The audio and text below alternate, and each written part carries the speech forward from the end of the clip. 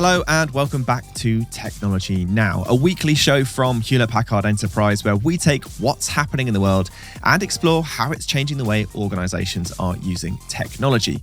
We're your hosts, Michael Bird and Aubrey Lovell, and in this episode, we are revisiting a topic we looked at way back 70-something episodes ago and the pilot for this podcast. And we're going all the way back to the beginning, talking about how tech is helping predict and prepare us for extreme weather events. So great topic. Yes, indeed, it is a great topic. Now, 2024 has already been a difficult year for extreme weather. The hurricane season on the eastern seaboard of North America is already one of the earliest active seasons on record. Meanwhile, in the Antarctic, researchers noted the most extreme heat wave ever recorded, with temperatures in July some 38.5 degrees Celsius, or 101 Fahrenheit, above the local yearly average, rising to a balmy -4 Celsius, or 24 Fahrenheit, in the middle of the southern winter. Oof. That's pretty crazy. Well, if you're the kind of person who needs to know why what's going on in the world matters to your organization, this podcast is for you. And if you haven't yet, which hopefully you have after 70 plus episodes, subscribe to your podcast app of choice so you don't miss out on all the fun. All right, Michael, let's get into it. Let's do it. Supercomputers and high-performance computing have been a key part of weather prediction since the 1950s, when a basic US government-operated computer used a simple barometer and pressure readings to make localized weather predictions at an Air Force base in Massachusetts. Since then, things have moved on a little.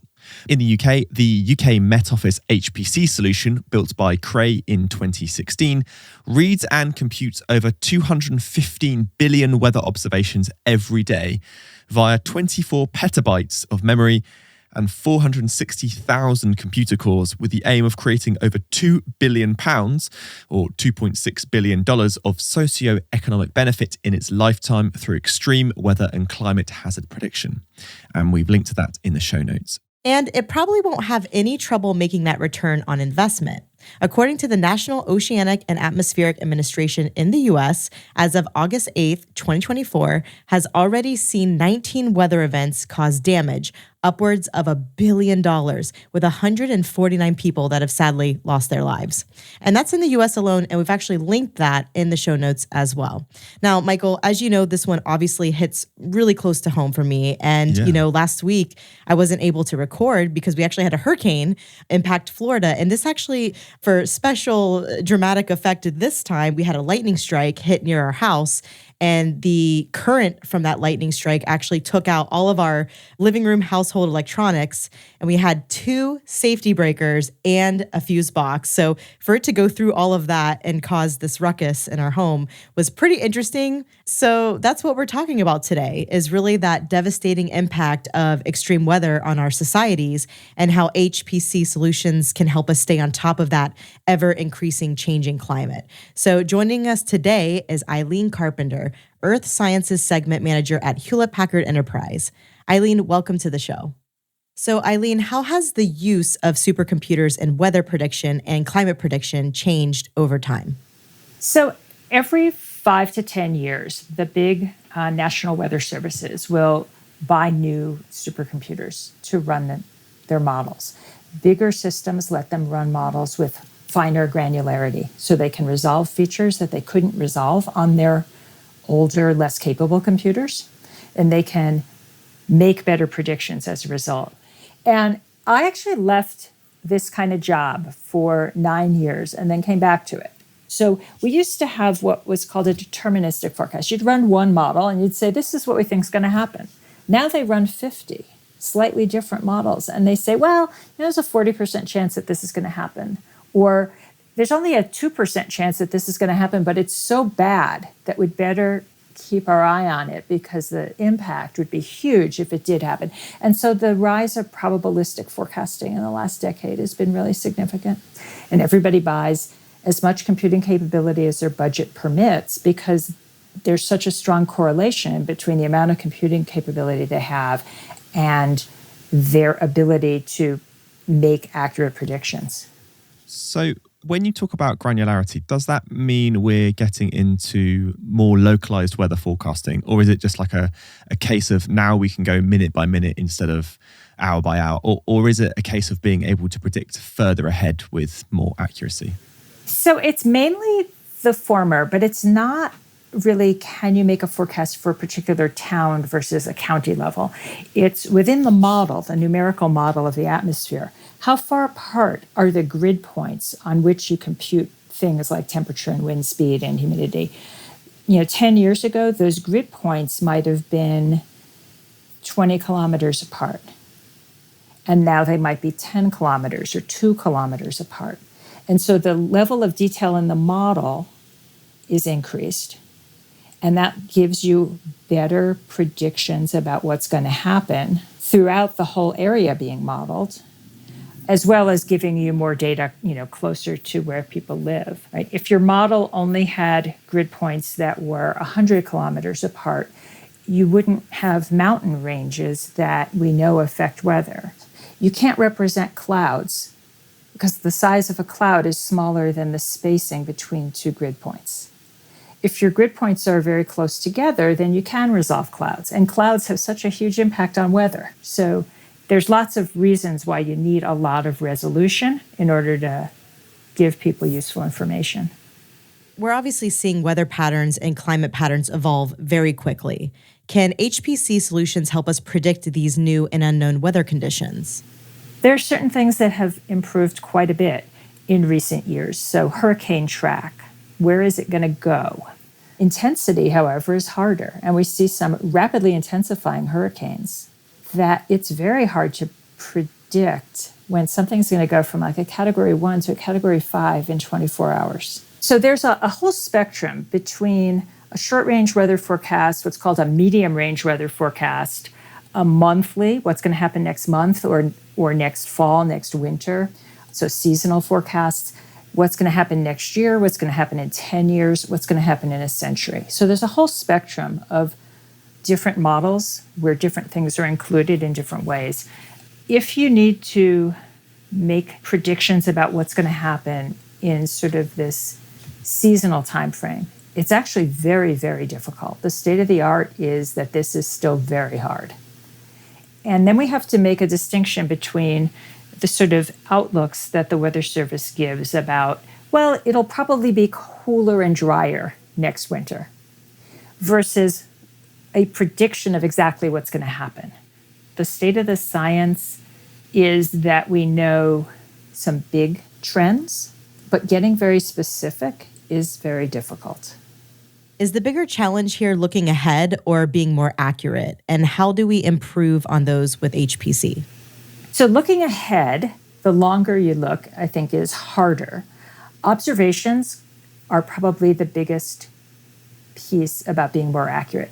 So if you have a better understanding of exactly what the atmosphere is doing right now, it's been shown that you will get a better forecast out of that because that's where your model starts from. And so the process of incorporating observations into the model state, which is data assimilation, is just critical. It's improvements in that part of the forecast process that have led the European Center to having very good accuracy in their medium-range forecasts. The other thing, though, that's changing is AI. The AI revolution has just exploded in terms of weather prediction. And there are models to go from observations to predictions. We call that nowcasting. And there are lots of different ways of using AI within the traditional physics-based modeling systems, as well as new entirely AI-based models. So there's a huge amount of work that's being done. And on some things, these models do as well or better than the traditional models.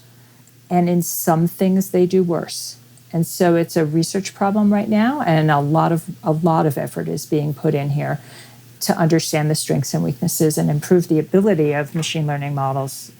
But the rate of progress is amazing. Whereas with the traditional physics-based models, the numerical weather prediction models, they've seen about 1 day of improved forecast skill per decade. So in that decade, you get you have more science, so you have better models, you have a bigger computer, you can run it at higher resolution, or you can, do other things better. But you go from, the accuracy of a 5-day forecast is as good as a 4-day forecast was 10 years ago. That's very slow progress. So the rate of improvement in the machine learning models is enormous. They could be better for making predictions, in a few years or, in a decade. So you mentioned hurricane prediction. Can you give us any case studies of ways that HPC solutions are being used to mitigate or predict extreme weather or its impact on humans? One of the missions for the National Weather Services around the world is to issue watches and warnings for severe weather events.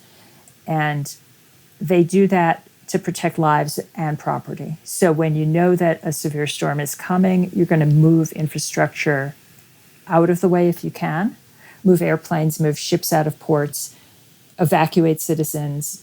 You may not be able to protect all your built infrastructure because you can't move it, but you can do things to mitigate damage, and you can certainly do things to mitigate loss of lives. And the predictions that go into a weather service issuing a warning come from a variety of sources, including the models that run on HPC systems. So these weather services have access to both the models they run themselves and the models that their peer institutions run, and they collect all of that data. There's a lot of sharing in the meteorological community, and using all of the information they have, they try to make a decision. Are we going to evacuate this city? There's a big effort in the developing world through the World Meteorological Organization for severe weather warnings for everyone. Because in many cases, it's in the global south, it's been difficult to have access to the right information to protect citizens and property. So, Ilene, you mentioned collaboration there. Is there much of an open science community around weather forecasting? Yes. The World Meteorological Organization coordinates the sharing of data in the community, and they actually developed standards and ways to do that before the internet existed. Because if you're going to run a global forecast model, you need data from all over the world. And so it started out as a very, very collaborative area, and a lot of the data is free and openly available, and there's a trend towards more of the data that used to be closed becoming open. So that has led to a huge amount of innovation in the private sector because they're able to build upon the data that the public sector is developing and providing. Thanks so much, Ilene. This has really been an interesting and amazing conversation, and we appreciate your time. Okay, now it's time for Today I Learned, the part of the show where we take a look at something happening in the world we think you should know about. Michael, what do we have this week? Well, this week, Aubrey, I want to talk to you about a quantum leap forward in atomic navigation technologies, which could eventually replace GPS systems. Now, the technology is known as atom interferometry. I'll just say it again, atom interferometry, or more commonly, a quantum compass. Now, the system works by using lasers and quantum mathematics to infer the movement and position of an object to fractions of a millimeter. For reference, it's around 1,000 times more accurate than an aircraft GPS, which in turn is around 1,000 times more accurate than the GPS in your phone. Now, the main benefit of quantum compasses is that they don't need to pick up data from satellites, which means they can't be hacked or scrambled, and they work just as well underground or underwater as on the surface. Wow. Now, the downside is that they are massive, being made up of 6 room-sized collections of equipment. But researchers in the US have been working hard to miniaturize the tech with some amazing findings announced. Most strikingly, they've created something called a high-performance silicon photonic modulator, whatever that is, on a single chip.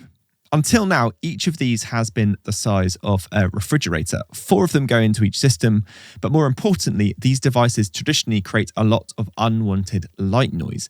Putting them onto a chip has seen a 100,000-fold reduction in that, which means a whole lot less other equipment is needed too. Okay, this sounds like a lot, but what it means in essence is that these systems have now gone from building size to room size in one go, which has opened up opportunities to make everything smaller still until eventually it becomes portable and therefore cheap. Now that is pretty cool, isn't it? It is pretty cool, very fascinating, and definitely above my pay grade of trying to figure that out. But well done. And thanks, Michael. That was a great story.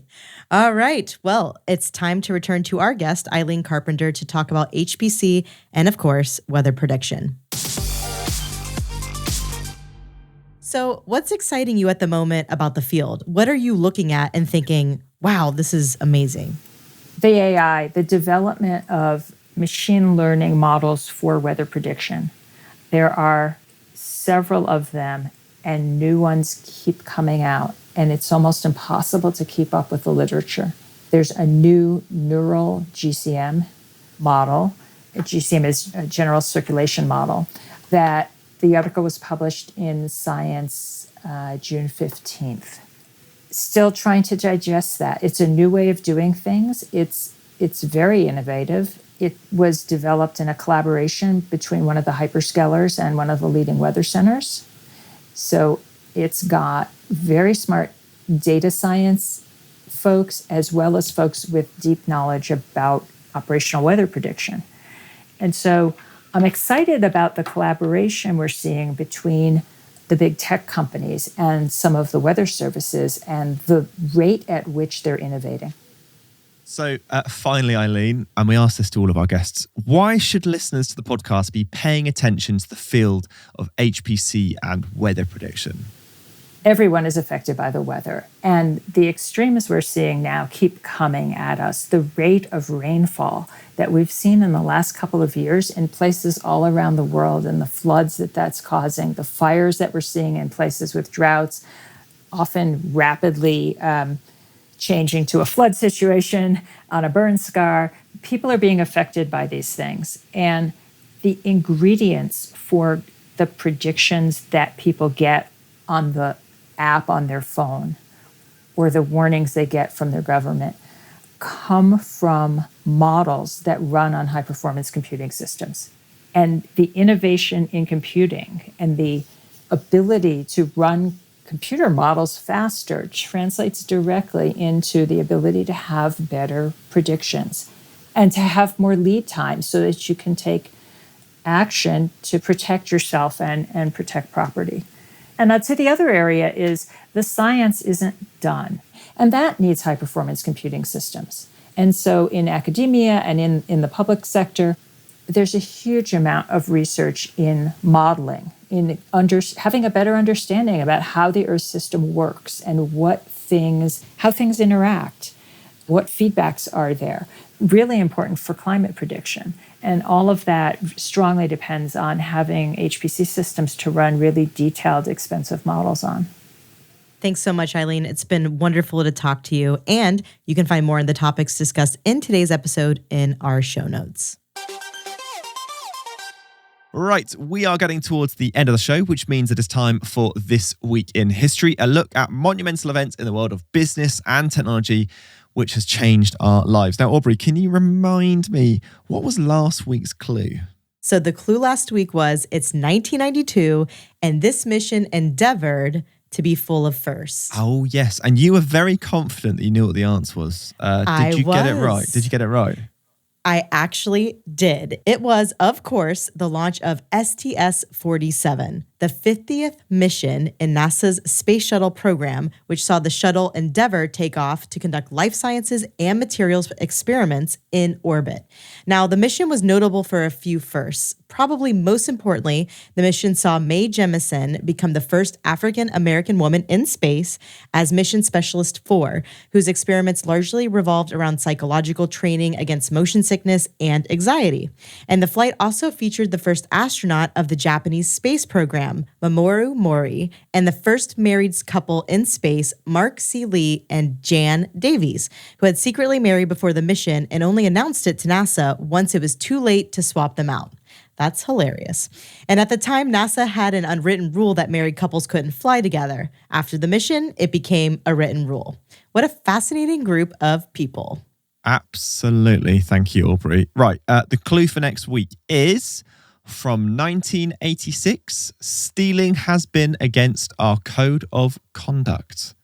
That's an interesting one. That brings us to the end of Technology Now for this week. Thank you so much to our guest, Ilene Carpenter, Earth Sciences Segment Manager at Hewlett Packard Enterprise. And to you, our listeners, thank you so much for joining us. Technology Now is hosted by Aubrey Lovell and myself, Michael Bird. And this episode was produced by Sam Datapaulen with production support from Harry Morton, Zoe Anderson, Alicia Kempson-Taylor, Alison Paisley, Alyssa Mitri, and Camilla Patel. Our social editorial team is Rebecca Wissinger, Judy Ann Goldman, Katie Guarino, and our social media designers are Alejandra Garcia, Carlos Alberto Suarez, and Ambar Maldonado. Technology Now is a Lower Street production for Hewlett Packard Enterprise, and we'll see you at the same time, the same place next week. Cheers!